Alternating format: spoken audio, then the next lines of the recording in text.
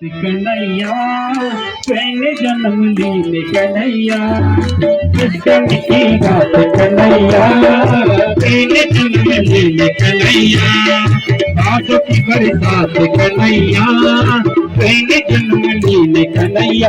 एक बार सभी भक्तजन अपने स्थान पर खड़े हो जाएंगे। एक बार सभी खड़े हो जाइए। कहने जन्म लीले कन्हैया अष्टमी की रात कन्हैया कहने जन्म लीले कन्हैया अष्टमी की रात कन्हैया कहने जन्म लीले कन्हैया।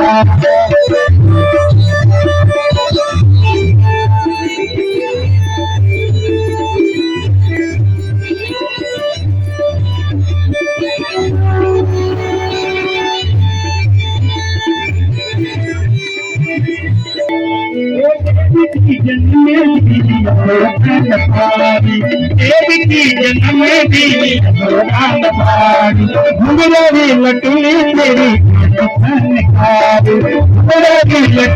तेरी यो धरती कन्हैया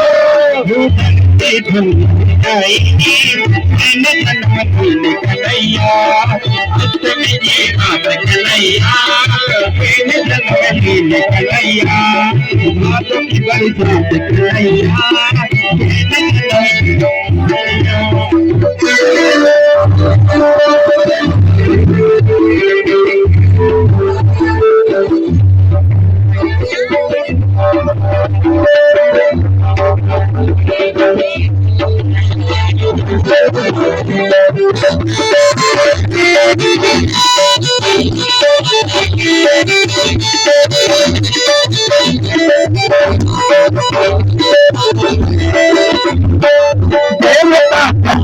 आज हाथ भारी हाथ देवता चलीजे आज हाथ भारी हाथ धरती लगने आज जब तकी बरात धरती लगने आज जब तकी बरात धन्य होया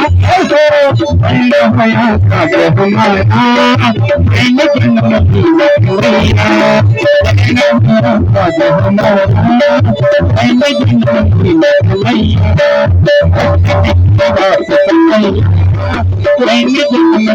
कन्हैया अष्टमी की कन्हैया जन्म ले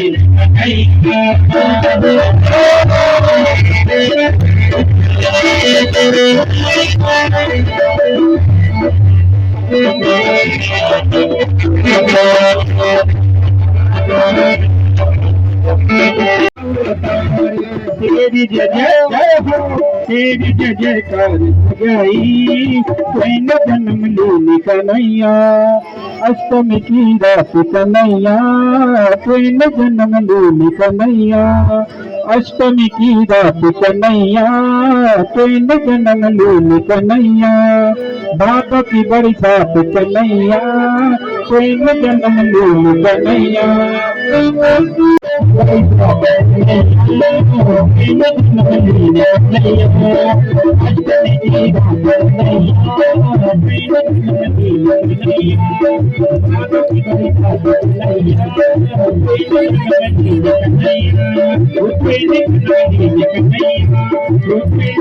भगवान भक्ति में लीन हो जाते भगवान सोते मात पिता तो लीन हो गया अब क्या होगा। भगवान ने कहा वसुदेव जी मुझे अभी जो है आप जहाँ की यशोदा माँ के गर्भ से योग माया शक्ति ने जन्म धारण किया है मुझे आप अभी यहाँ से कहाँ ले जाओ जहाँ गोकुल है और वहां जो है मुझे रख देना और वहां से योग माया रूपी कन्या को ग्रहण करके यहाँ आ जाना। वसुदेव जी तुरंत जो है आप इस काम को करो जिससे कि जो है भाई आपको कष्ट न हो।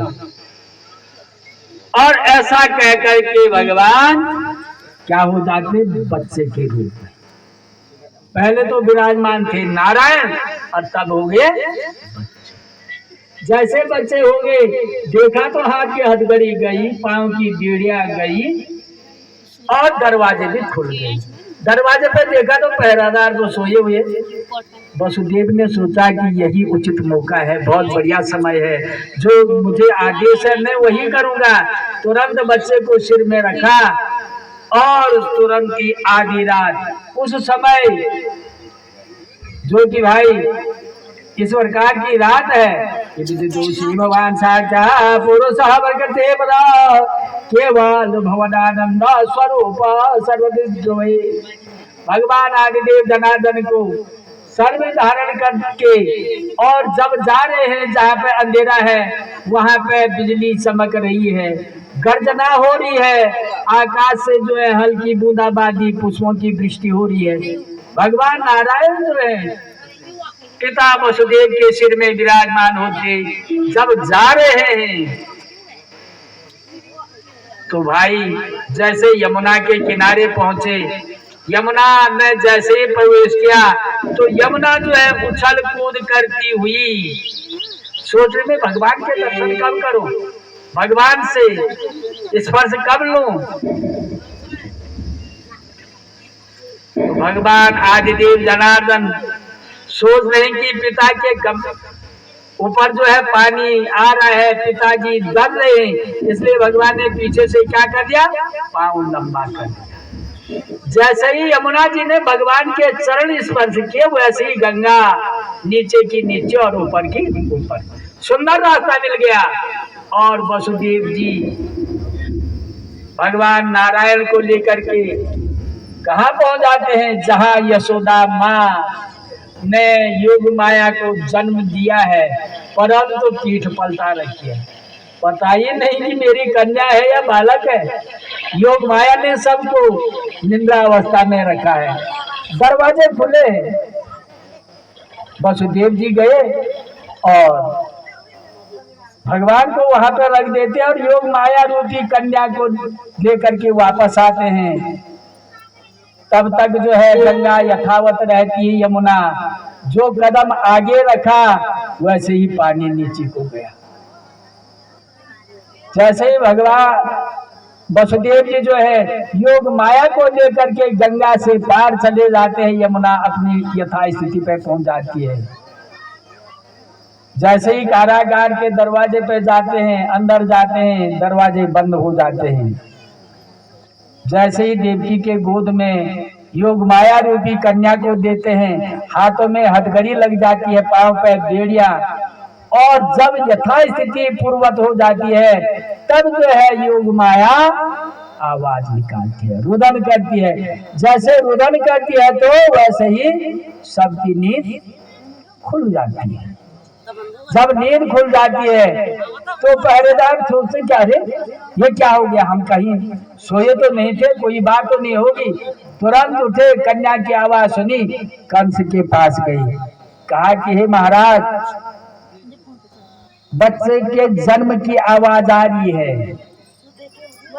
कंस को तो जो है बुरे सपने हो रही थी, बेचैनी हो रही थी, नींद नहीं आ रही थी,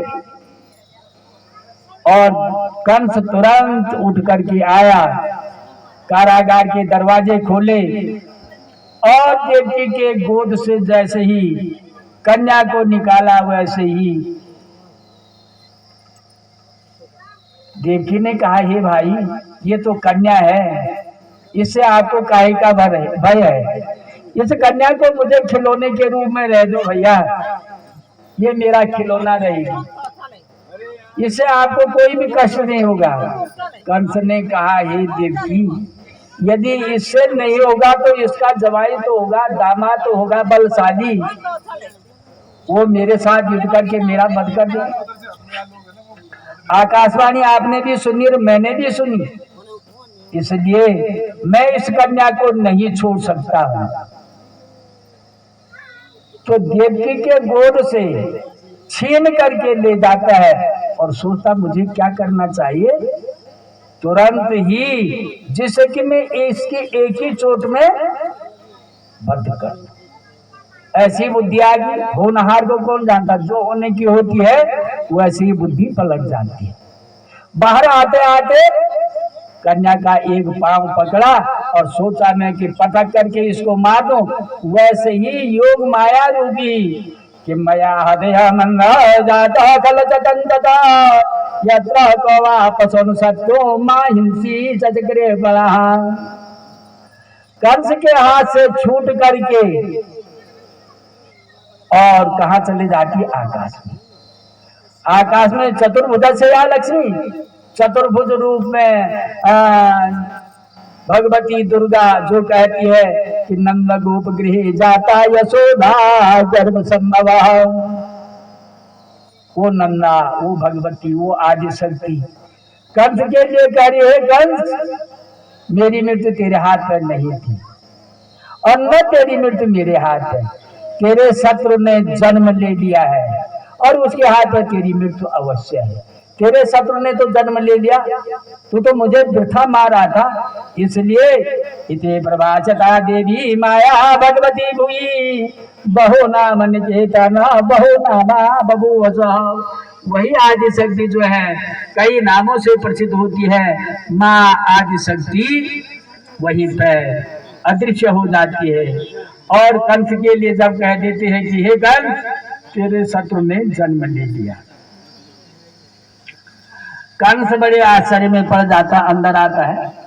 वसुदेव और देवकी जी से कहते हैं कि भाई मैंने आपकी निरपराध 8 बच्चों का वध किया। वसुदेव जी कहते हैं कि कंस होनहार को कोई टाल ही नहीं सकता है, कोई चाहता कि मेरे हाथ से इस प्रकार का बुरा काम हो, परंतु जो होने का होता है वही होता है और काम नहीं हो सकता है। कंस तुम्हारा दोष नहीं है। तो भाई कंस उसी समय वसुदेव और देवकी जी को कारागार से छोड़ देते, कारागार से मुक्त हो जाते, तुरंत सुबह नहीं होने देते हैं। रात खुलने से पहले ही अपने सभा सदस्य पुरोहित मंत्रीगणों को बुलाते हैं, कहते हैं भाई मैं किस आकाशवाणी पर विश्वास करूं। जब मैं देवकी को ला रहा था तो तब मुझे आकाशवाणी हुई कि देवकी के 8वें गर्भ से तेरी मृत्यु होगी, और जो देवकी के गर्भ से उत्पन्न हुआ वो मेरे हाथ से छूट करके आकाश चले गई। कहा कि तेरे शत्रु ने जन्म ले लिया। किसको मैं सच मानूं? सारे मंत्रीगण पुरोहितों से ये विचार विमर्श होता है और सब कहते हैं कि माँ सोचति महाभागा ताना सचतम भुजा जंतवो न सहादेगा देवाधीना तथा सती। सब कुछ तो आखिरकार आदमी वहीं चले जाता है कि देवाधीन ईश्वर के अधीन है। भाई सब कुछ किसी के हाथ में तो कुछ है नहीं, सब तो ईश्वर के अधीन है। सब कह रहे हैं कि भाई अब हमें क्या करना चाहिए, वो उपाय करना चाहिए। जो बात गई गई, अब हमें आगे की रणनीति बनानी चाहिए। तो आगे की रणनीति क्या है?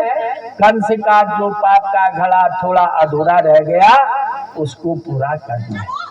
कंस आदेश दे रहा है कि जहां भी नगर गांव में 1 महीने के अंदर जिन बच्चों ने जन्म लिया है सारे बच्चों को समाप्त करना है, एक भी जीवित नहीं रखना है। अपने सेनाओं को ये आदेश दे, और सेनाओं का आदेश देने के पश्चात आगे कह रहा कि हे पूतना तुम तो जो है भाई मेरी कार्य में प्रवीण और इस प्रकार की महान है जिसके स्तनों पर जहर है, जिसको स्तन पर लगाएगी उसकी मृत्यु तो अवश्य ही है। जहर है, इससे बढ़ के क्या हो सकता है? ये पूतना तूने भी मेरे कार्य को सिद्ध करना है। जहां भी नवजात बच्चों ने जन्म लिया है वहां जाना है, उनको जो है अपने स्तन से जहर खिलाना है। पूतना को भी भेज दिया, अपने सेना नायकों को भी भेज दिया, सबको कह दिया कि भाई आप जाओ और जहां भी नवजात बच्चों ने जन्म लिया है सबको समाप्त, जहां यज्ञ तप दान ब्राह्मण संध्या वंदना करा है सब जो है समाप्त करो। तो भाई इस प्रकार से अधर्म के मार्ग में कंस के मंत्री भी वैसे ही राय दे रही है। कि हाँ ये ठीक है, किसी ने मना नहीं किया कि ये अनर्थ है या अन्याय है। सब कह रहे हैं, कंस जो कह रहा है बहुत अच्छी बात है, सब तैयार हो जाते हैं। अब इधर से योग माया के यहाँ, जहाँ की नंद बाबा और यशोदा, जैसे ही योग माया वहां से गई, योग माया ने सबकी नींद तोड़ी, वैसे ही इधर से यशोदा माँ की नींद भी टूट जाती। जब नींद टूटी है तो देखते हैं कि गृह गृह गोधो कदम्बा सर्वे मिलित्वा समवाय योगा पुण्यानि नामानि कथन्ति नित्यं गोविंद दामोदर माधवेति। जैसे ही भगवान आदिदेव जनार्दन के दर्शन हो जाते हैं कि हे प्रभु हे नारायण, जहाँ नारायण है वहाँ किस चीज की कमी, सारे लोग आ जाते हैं उसी समय। नंद बाबा के यहाँ जो है बालक ने जन्म लिया है, इस वृद्धावस्था में बच्चे ने जन्म लिया है, बड़ी प्रसन्न हो जाते हैं। नंद बाबा कह रहा है कि भाई मैं सबसे पहले क्या करूं, गाय दान करूं, जात कर्म संस्कार करूं।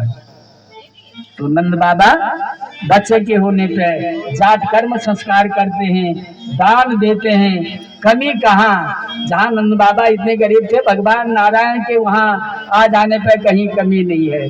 सारे ग्वाल बाल गोपियां जो है गृह गृह घर घर से दूध दही घी नए वस्त्र फूल वस्त्र इत्यादि लेकर के सब वहाँ आ जाए। कह रहे हे यशोदा, तेरा कान्हा कितना बढ़िया है, कितना सुंदर है, एक गोद में रहता, दूसरा लेता, तीसरा लेता, कान्हा जो है गोद गोद में खिलौना बना है। जय इस प्रकार के भगवान आदिदेव जनार्दन विराजमान नंद बाबा के घर में शोभायमान रहते हैं। और इधर से नंद बाबा सोचते हैं भाई बड़ी प्रसन्नता हो गई है, खुशी हो गई है, मेरा पुत्र ने जन्म ले लिया है, अब मैं कंस का वार्षिक कर दे देता हूं।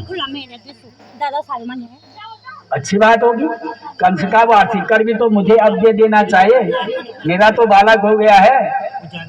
जैसे ही पहुंचे भगवान नारायण जी आंख से देख रहे हैं कि आ गई है, मुझे उद्धार करना है। भगवान मन ही मन में मुस्कुरा रहे हैं, तेरी आंख से देख रहे हैं। पूतना जैसे ही अंदर आई, कहा हे यशोदा, तेरा कान्हा कितना बढ़िया है, मैं भी तो अपने गोद में रखूंगी, मेरे पास दे दे थोड़ा।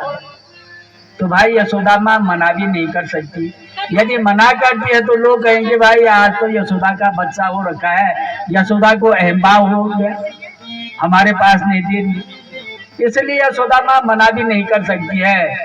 और यशोदा की गोद से पूतना ने भगवान आदिदेव जनार्दन को जैसे ही गोद में सांप है, सोचा क्या है ये बच्चा है। जैसे ही देखती रही और छुपाती रही, पल्ला डालती रही, जैसे ही भगवान का मुंह अपने स्तन पे लगाया, वैसे ही भगवान ने एक ही सांप ने इस बच्चे को उधर निकाल, ऐसा कहते कहते भगवान ने पूतना के शरीर को समाप्त। जब पूतना गिर जाती है वहां से,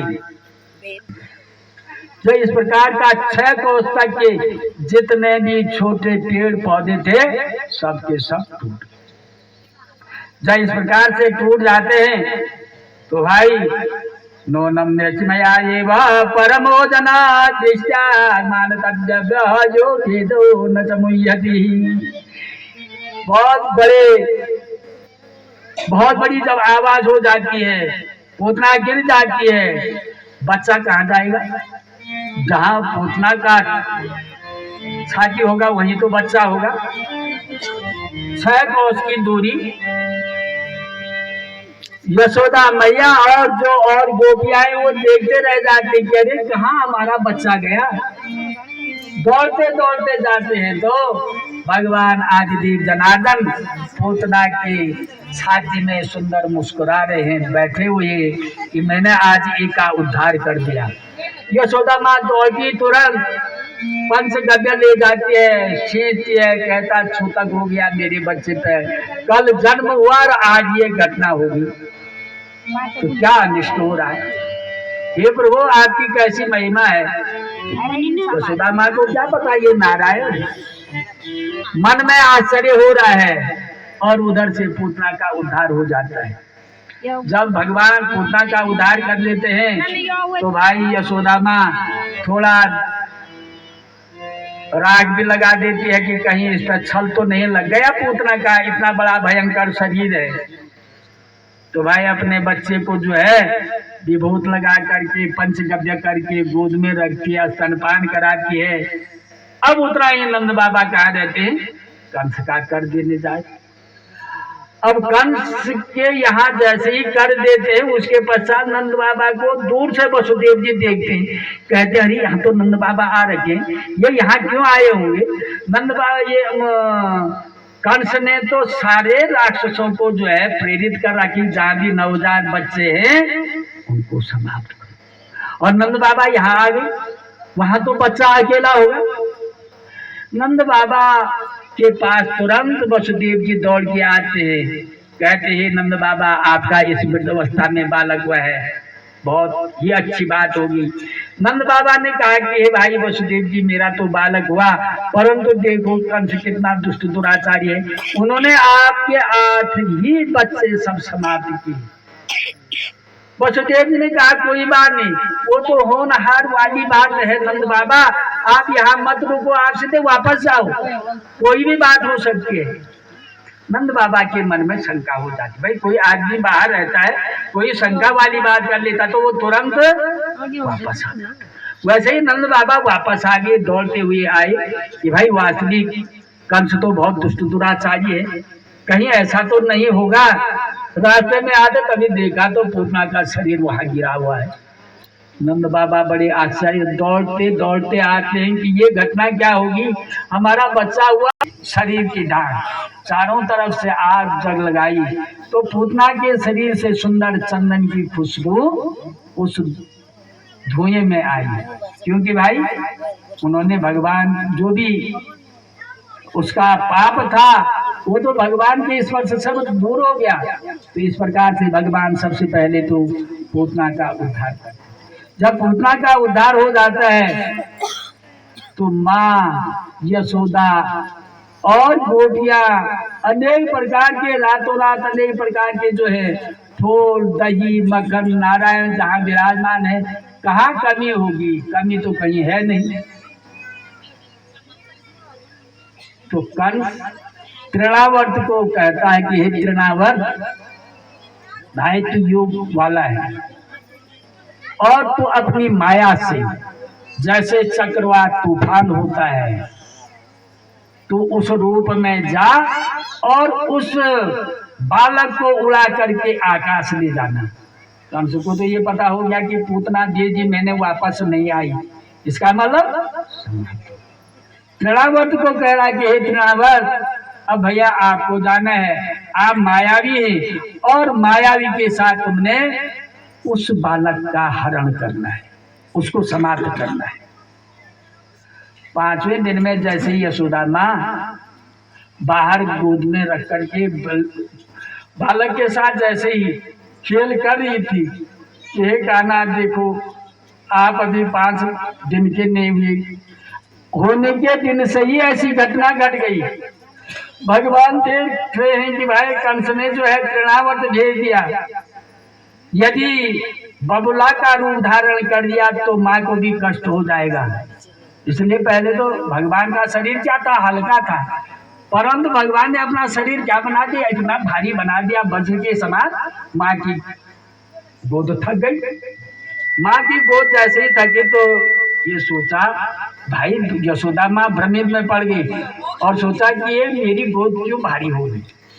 बच्चे को जमीन में रखा और अपने आप अंदर चली गई। जैसे ही बच्चे को जमीन में रखा अपने आप अंदर जा गई, वैसे ही उसी समय चक्रवात जो तूफान है तृणावर्त कुछ नहीं दिखाई दिया, बाहर धूल बबुले के रूप में भगवान नारायण को उड़ा करके आकाश में। जमीन में कुछ नहीं, सब तो उड़ के आकाश चले गया। जब उड़ के आकाश चले जाते तो पहले तो भगवान फूल के समान हल्के होते हैं। परंतु भगवान ने सोच लिया ये तो राक्षस है, ये तो दुष्ट है, दुराचारी है, इसका तो मुझे उद्धार करना पड़ेगा।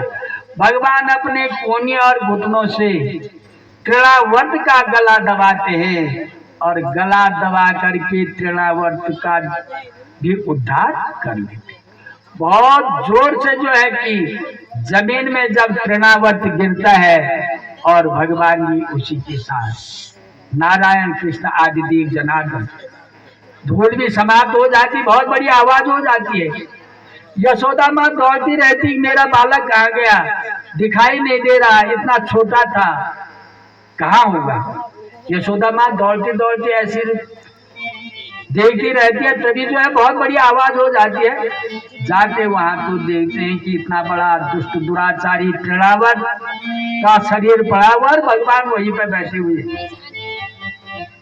यशोदा माँ ने कहा भाई ये अनर्थ क्या हो रहा है, इस प्रकार का तृणावर्त का, और कैसे इसका वध हुआ, क्या हुआ। तो माँ यशोदा बालक को लेकर के फिर आती है, पंचगव्य करते हैं और विभूत लगाते हैं, कहते मोह बंद कर। माँ यशोदा सोच रही मैंने ये सपना देखा या वास्तविक है, ये क्या बात होगी। तो भगवान आदिदेव जनार्दन माँ के लिए बैकुंठ धाम उस प्रकार का नारायण के दर्शन भी करा देती। माँ बच्चे को अंदर रखती है, अपने आप थोड़ा बाहर आ जाती है। भगवान खिसकते खिसकते जाते हैं जहाँ की दही मक्खन रखने का बहुत बड़ा संकट रहता है, जिसका कि कोई पता ही नहीं कि कब का है। और भगवान धीरे धीरे खिसक के जाते हैं, सोचते मैंने तो अभी दही मक्खन से स्नान किया ही नहीं। जाते हैं और पांव खड़ा करते हैं और अंगूठे से मारते हैं सकट पे, सकट टूट करके इधर उधर हो जाता है, दही मक्खन से स्नान हो जाता है। उसका रस स्वादन लेकर के भगवान चुपचाप जमीन में बैठे रहते हैं। यशोदा माँ जब सकट की आवाज सुनती दौड़ते दौड़ते आती है अंदर, कभी देखते तो इतना पुराना सकट जो दही मक्खन रखने का है कैसे टूट गया ये, और देखते हैं तो भगवान ने सुंदर स्नान किया है दही मक्खन से। लाती है फिर पलाती है, कहती है बेटा कहीं तेरे ऊपर चोट तो नहीं लगी होगी। परंतु अभी तक नामकरण संस्कार नहीं हुआ। नामकरण संस्कार कौन करेगा, कैसे करेगा। नामकरण संस्कार तो वही करेगा जो कुल गुरु है, दूसरा कैसे कर सकता है। और वसुदेव जी के कुल गुरु हैं गर्गाचार्य, तो कैसे आएंगे। यदि गर्गाचार्य जी आएंगे तो कंस को पता हो गया, तो कंस तो उसी दिन आ जाएगा, क्या होगा, बड़ा भ्रम हो गया। परंतु वसुदेव जी ने चुपके से गर्गाचार्य जी से प्रार्थना निवेदन किया, हे गर्गाचार्य जी आप जो है छिप के कहा चले जाओ नंद बाबा के यहाँ, और बालकों का नामकरण संस्कार करना है। जैसे ही गर्गाचार्य जी पहुंचे वैसे ही नंद बाबा ने गर्गाचार्य का स्वागत मधुपर्क इत्यादि से किया और आसन दिया, बैठाया।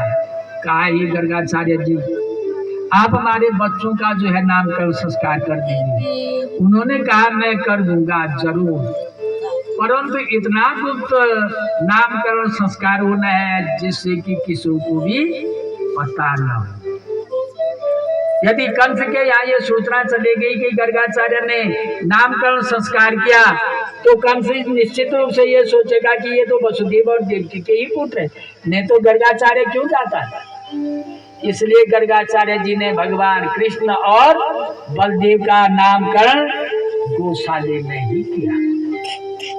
गौशाले में गए, चुपचाप कहा कि कोई नहीं गया। दूसरा कहा कि भाई अभी रोहिणी के गर्भ से जो उत्पन्न पुत्र है उसका भी नामकरण संस्कार नहीं हुआ है, उसका भी नामकरण संस्कार आज ही होना है। तो रोहिणी के पुत्र को भी लाते हैं। गर्गाचार्य जी स्वस्ति वाचन पूर्वक से निर्विघ्न मूर्ति गणेश जी की पूजा करने के पश्चात नामकरण संस्कार जब करते हैं तो कहते हैं कि भाई इनका नाम है, बड़े भाई का नाम संकर्षण। क्योंकि ये जो है देवकी के गर्भ से खींच करके रोहिणी के गर्भ में रखी गई, इसलिए इनका नाम है संकर्षण। परंतु बलशाली होने के कारण इनका नाम बलदेव होगा। बलाधिक्यम, जो बलशाली है, इनका नाम होगा ये। और जो आपके पुत्र हैं, इनके नामों की कोई संख्या नहीं। इनका प्रसिद्ध नाम होगा वासुदेव, पर अभी मत कहना वासुदेव, कंस को पता चलेगा तो, इसलिए अभी इनको वासुदेव नहीं कहना है। इनको कहना है सांवला है इनका रंग, इसलिए इनको क्या कहना है? कृष्ण। नाम तो है कृष्ण, वासुदेव, नारायण, सहस्र नाम है जिनके नामों की कोई गिनती नहीं कर सकता है। नंद बाबा ने कहा, ये पन्ना जी, प्रदयम वसुदेव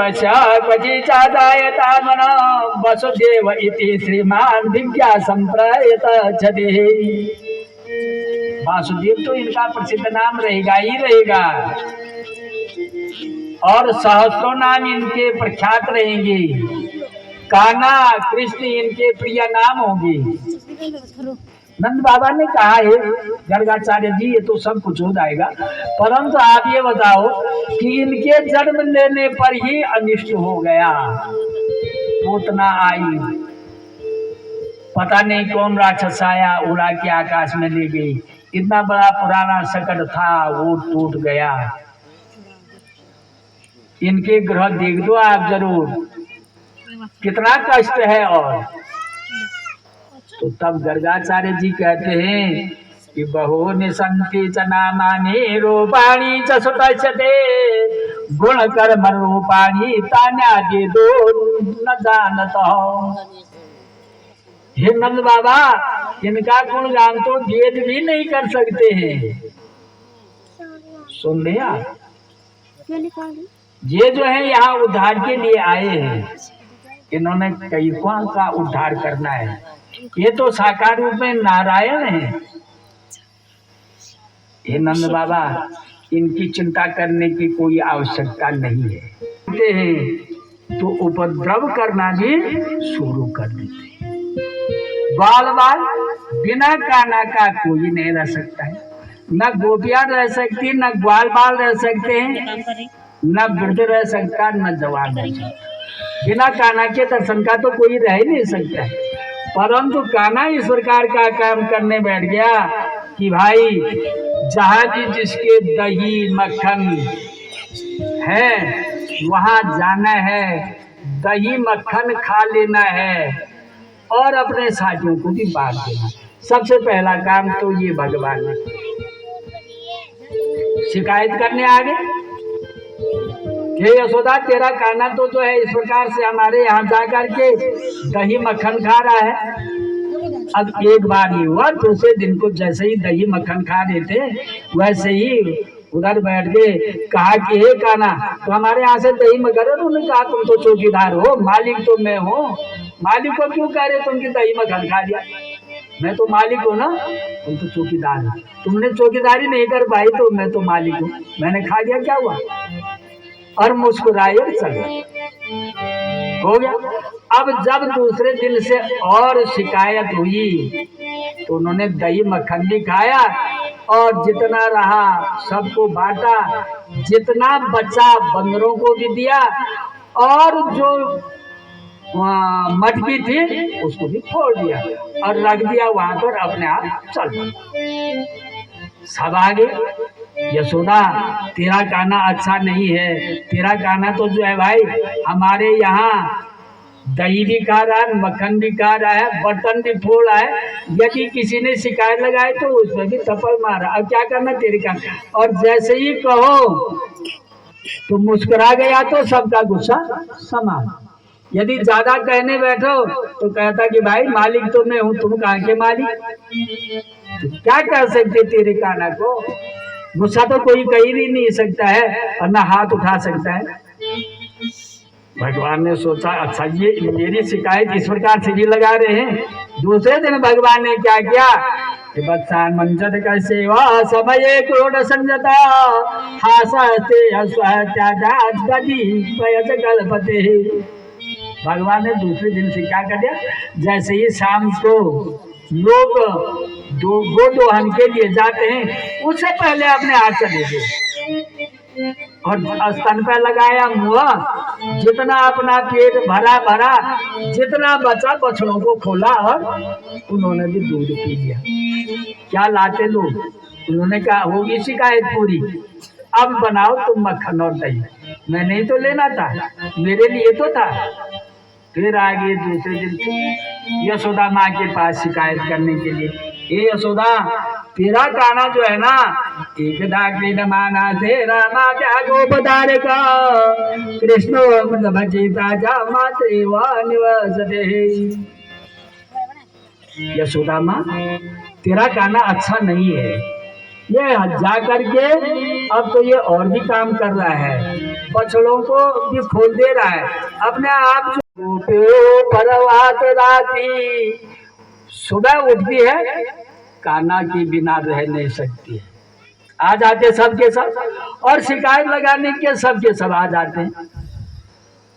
माने कहा यार हमेशा ये तो जो है शिकायत लगाते रहेंगे, काना को मैं कह नहीं सकती हूँ, इसलिए जब ये शिकायती लगाते आज मैंने काना बांध देना है इस ओखली पे, और ओखली पे बांधूंगा तो ओखली पे बांध करके तब तो मैं निश्चिंत होके कहीं भी जा सकती। यशोदा माँ भगवान को बांधने के लिए जैसे ही रस्सी लाई वो 4 अंगल छोटी हो गई, उससे कई लंबी रस्सी लाई फिर उसको बांधा, फिर वो 4 अंगल छोटी हो गई। जितने भी अंदर जितनी भी रस्सियां थी वो पूरी नहीं हुई। भगवान ने सोचा कि माँ परेशान होगी, इसलिए मैं क्या करूं, स्वयं बंध जाऊं।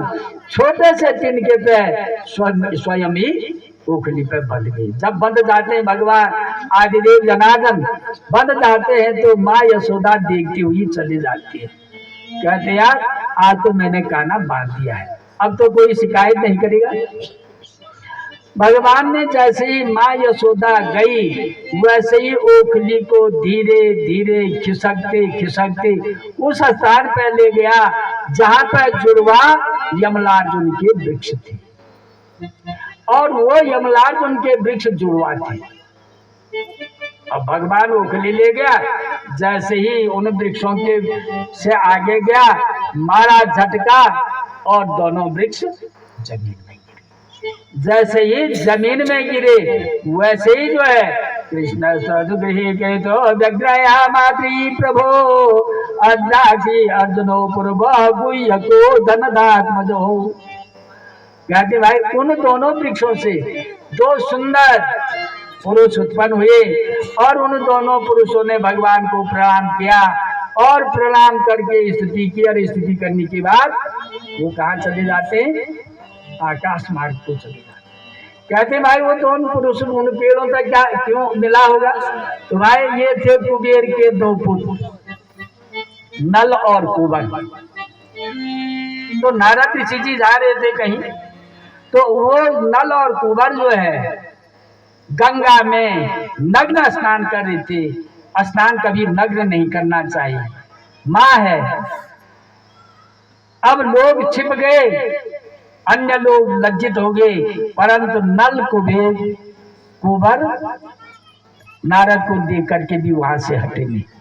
नारद ऋषि जी ने श्राप दिया उनके लिए, कहा हे नल कुबर तुम्हें जो अहंकार है मद है, जाओ। ये बुद्धि किस पे होती है, जड़ वृक्ष पे है, जिसको कोई न लज्जा न शर्म, इसलिए जाओ तुम वृक्ष के रूप में परिवर्तन हो जाओ, तुम जड़ बन जाओ। नल कुंवर ने जो है प्रार्थना की नारद ऋषि जी से कि प्रभु हम कब तक पेड़ रहेंगे, वृक्ष रहेंगे, हमारा श्राप कैसे समाप्त होगा। उन्होंने कहा ऋषि श्राप तो समाप्त नहीं हो सकता है, परंतु उद्धार जरूर हो सकता है। द्वापर युग में जब भगवान आदिदेव जनार्दन जन्म धारण करेंगे, उस समय वो बाल्य लीला दिखाएंगे, बहाना बनाएंगे, कहीं जो है यशोदा माँ के लिए लीला दिखाएंगे। उस लीला के दौरान जो है वही कान्हा आपका उद्धार करेगा। उससे पहले तुम्हारा उद्धार नहीं होगा। तो वो दो नल और कुंवर भाई जो कुबेर के पुत्र थे, उनका भी भगवान उद्धार कर देते हैं। यमलार्जुन वृक्ष से जब उद्धार हो जाता, बहुत बड़ी आवाज होती है। वो तो गए प्रणाम करके आकाश में आगे पर वो पेड़ तो पड़े के पड़े रहे ना। जैसे आदमी यदि कोई मर जाता है तो शरीर तो वहीं पे पड़ा रहता ना, आत्मा ने क्यों रहना वहां पर, आत्मा तो गई। वैसे ही वृक्ष पड़े हुए हैं और नल और कुंवर जो है चले जाते। जब नल कुंवर इस प्रकार से चले जाते हैं, बहुत बड़ी आवाज होती है। दौड़ते हुए माँ यशोदा आती है, सोचती है कि भाई ये बहुत बड़ी आवाज कैसे आई। दौड़ करके आती है तो तभी भगवान आदिदेव जनार्दन जहाँ की पेड़ के बीच में बैठे हुए हैं। माँ यशोदा माँ सबको कहती है, अरे भाई ये लोग तो अच्छे नहीं है, ये शिकायत नहीं करते तो मैं अब अपने बच्चे को इस प्रकार से रस्सी पे नहीं बांध, और यहाँ कैसे आया ये, इतने बड़े वृक्ष गिरे, कहीं चोट तो न लग गई मेरे कान्हा पे। कान्हा का उठाती है, ले जाती है, और फिर जो है भाई माँ की ममता, पिता का वात्सल्य अनोखा ही होता है। बच्चाई तो समझ ली है मेरे बच्चे पे कहीं चोट तो नहीं आ गई। इस प्रकार से भगवान आदिदेव जनार्दन जब यमलार्जुन का भी उद्धार कर लेते हैं, होती है उस स्थान को परिवर्तन कर लेना चाहिए। कोई भी हो तो यशोदा माँ नंद बाबा सोच रहे हैं कि भाई यहाँ पर जो है अच्छा नहीं हो रहा है। जब से हमारे कान्हे ने जन्म लिया तब से एक काम भी अच्छे नहीं हुए। त्रिणासुर आया, पूतना आई, सकट टूटा, इतने बड़े यमलार्जुन के वृक्ष थे। अब हमको कहाँ चले जाना चाहिए, इस समय वृंदावन चले जाना चाहिए। और वृंदावन में क्या है भाई, उपयुक्त जो है जगह है, गायों के लिए भी अच्छा है, ग्वाल बालों बजाते हैं, पाँव से घुंघरू बजाते हैं। तो जैसे कालिया नाग का वध, वहाँ पर कालिया नाग की पत्नियां जो है भगवान की क्या करते हैं, स्तुति करते हैं। तो जब वो जो है भाई सुहागन बनी रही। मेरे नारायण तू बांसुरी बजाओ दो, हे नारायणा वृंदावन धाम। मेरे नारायण तो बांसुरी बजाओ दो, हे नारायणा वृंदावन धाम। मेरे नारायण तो कोड़ी चढ़ो दो, हे नारायणा बल बलो प्रसंग। मेरे नारायण तो बांसुरी बजाओ दो, हे नारायणा वृंदावन धाम।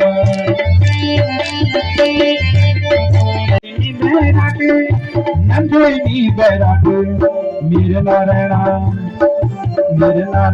कन मखन चूरा दो, अगे वाला गल गलों प्रसंग। मेरे नारायण को बांसुरी बजाओ दो, हे नारायणा वृंदावन धाम। मेरे नारायण तो गोरी चढ़ो दो, हे नारायणा गल गलों प्रसंग।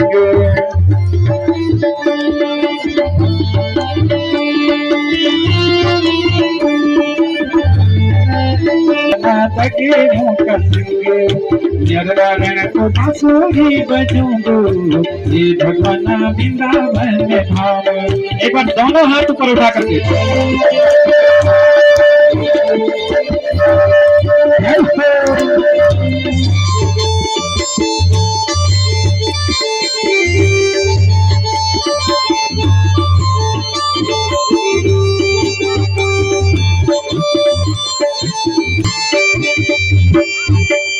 हे मधुसूदन तुम्हारा सिखोरतया, हे मधुसूदन तुम्हारा सिखोरतया। सांवली सूरत प्रभु तुम छन छलया, सांवली सूरत प्रभु तुम छन छलया, तुम छन छलया। मेरे नारायणा मेरे नारायणा कन माया लगाऊंदो हे भगवाना गोपियों का संग मेरे नारायण तो बासुर भी बजाऊंदो हे नारायणा वृंदावन धाम मेरे नारायण तो बासुर भी बजाऊंदो हे नारायणा वृंदावन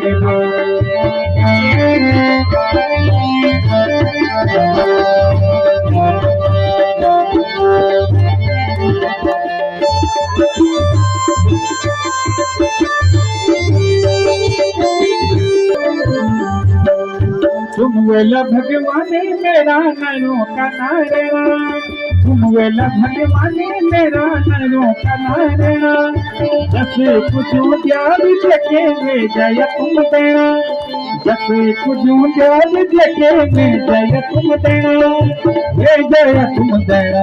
वृंदावन वासी नंद बाबा के साथ यज्ञ जो है तैयारी कराते हैं तो गाना देखते हैं कि नंद बाबा और वृंदावन वासी क्या कर रहे हैं।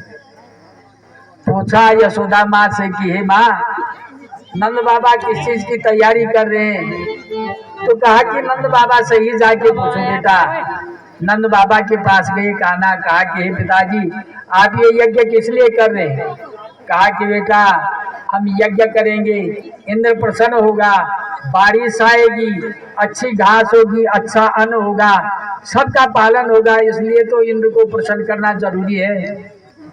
तो भगवान ने कहा इंद्र को प्रसन्न करना क्या आज तूफान जितना भी कर सकते थे सब कर लिया। 7 दिन तक दिन रात बारिश और वज्रपात और तूफान होते रही। इंद्र ने सोचा कि अब तो कोई बच नहीं सकता है।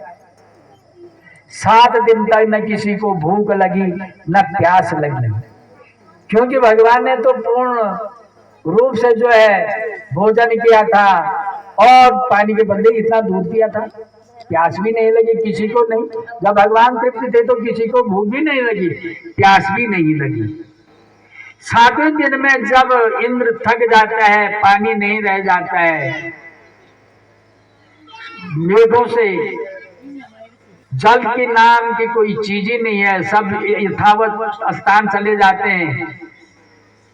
तो भाई जैसे ही भगवान नारायण गोविंद और कृष्ण वासुदेव की वो महिमा हो जाती है सुंदर धूप लग जाती है और भगवान ने भी कील अंगूठी से गोवर्धन पर्वत जहाज से उठाया था वहीं पे स्थापित कर दिया। फिर बंसी बजाने बैठ गए बाल बालों के साथ चलने बैठे। इंद्र ने देखा वहां तो सब यथावत है भाई ग्वाल बाल भी वैसे ही बंसी भी बज रही है और गायें भी वैसे ही। यह आश्चर्य क्या हो गया।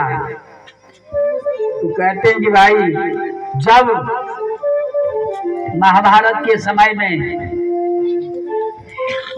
ये दुर्योधन ने दुर्वासा ऋषि की सेवा की क्योंकि पांडव वंश को समाप्त करना है पांडवों को समाप्त करना है और वही कर सकता श्राप से। तो दुर्योधन ने जो है दुर्वासा ऋषि को बड़ा प्रसन्न किया। दुर्वासा ने कहा कि हे दुर्योधन वरदान मांगो। तो उन्होंने कहा वरदान एक ही चाहिए दुर्वासा ऋषि जी मुझे आपका नाम ही दुर्वासा जिसको श्राप दे देंगे वो कभी जीवित नहीं रह सकता है उसकी कार्य सिद्धि नहीं हो सकती है। तो उन्होंने जो है उस समय जाना है जब द्रौपदी अक्षय पात्र से भोजन कर लेगी तो 1000 शिष्यों के साथ तुमने वहां भोजन करने जाना है। तो तुम्हारा भोजन नहीं होगा तो श्राप मिल जाएगा और पांडव जो है समाप्त हो जाएगा। इसलिए हे दुर्वासा ऋषि जी आपने ये काम करना है। तो दुर्वासा ऋषि जी 1000 शिष्यों को लेकर के चले जाते हैं द्रौपदी के यहाँ पे। द्रौपदी ने भोजन कर लिया अक्षय पात्र में अब कुछ बचा नहीं। कहा हे द्रौपदी हमें भोजन बना के रखो और कहा कि हम ऐसे ही भोजन करेंगे तो कम खाया जाएगा इसलिए गंगा स्नान करने से ज्यादा भोजन हो जाएगा।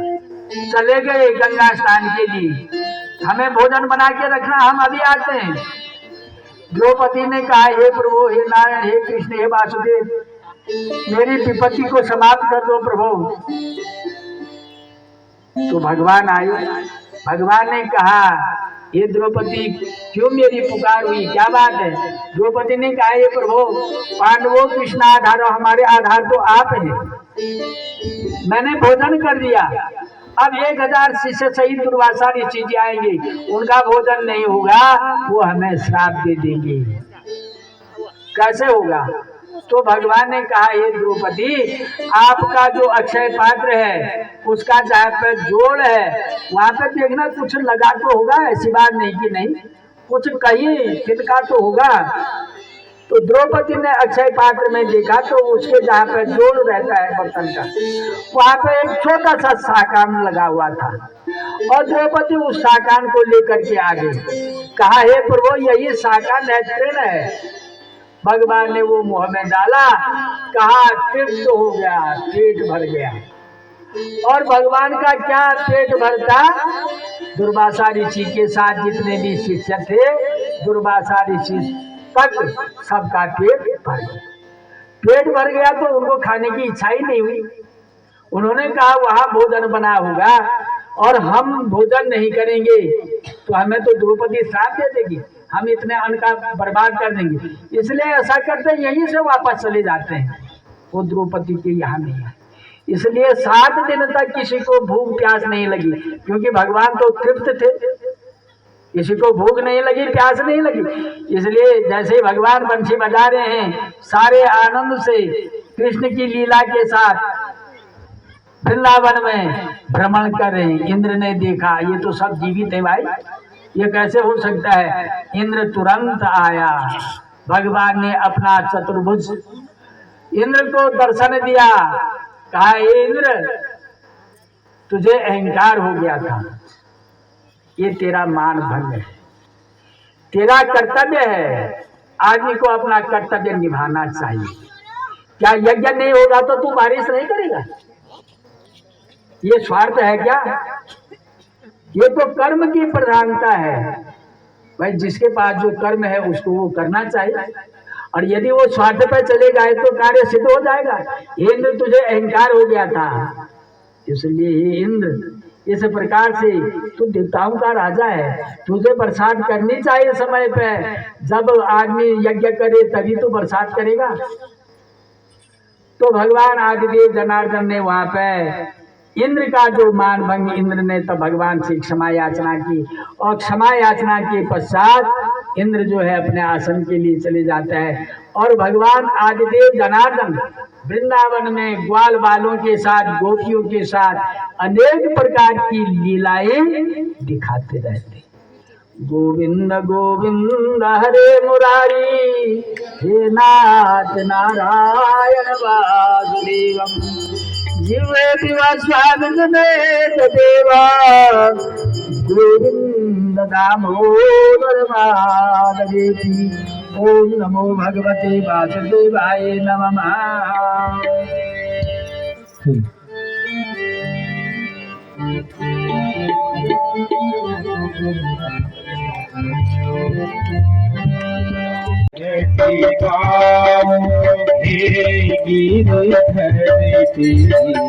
आरती गाओ,